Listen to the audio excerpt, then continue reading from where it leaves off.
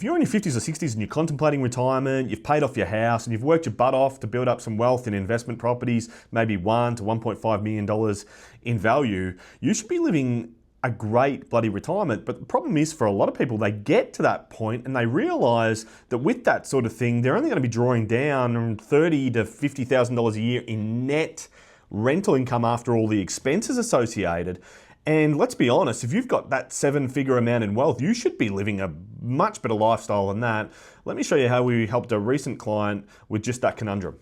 This particular couple, retiring in their 60s, owned their home, no debt, and had also built up a $1.2 million investment property portfolio, but they had no super. So what this means is their only income was coming from that investment property portfolio, and after all the costs, the net rental income was only about 30 grand. So what we did is we said, listen, sell the properties. You're going to lose about $25,000 in transaction costs and $80,000 in capital gains tax in this particular instance, which is a tough pill to swallow, but we think it's worth it in the long term, because what you're going to then be able to do this financial year, we're going to be able to take up your non-concessional contribution caps for the both of you and throw $240,000 in to your superannuation.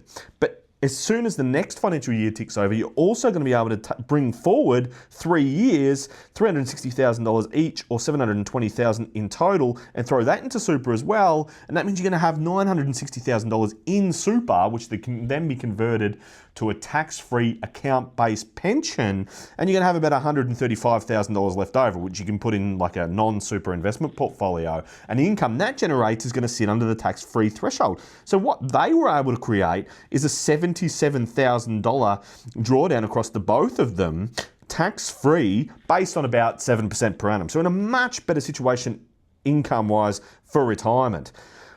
Added benefits, more diversification, access to liquid cash when needed, so they can take a little bit out other than the properties, because the properties are too illiquid. If the balance of this sort of drops, you're going to start qualifying for the age pension pretty soon, or a part age pension, and a pensioners healthcare card, and it's potentially all tax-free for life there. A few years after that, they're going to be able to put the rest into super as well.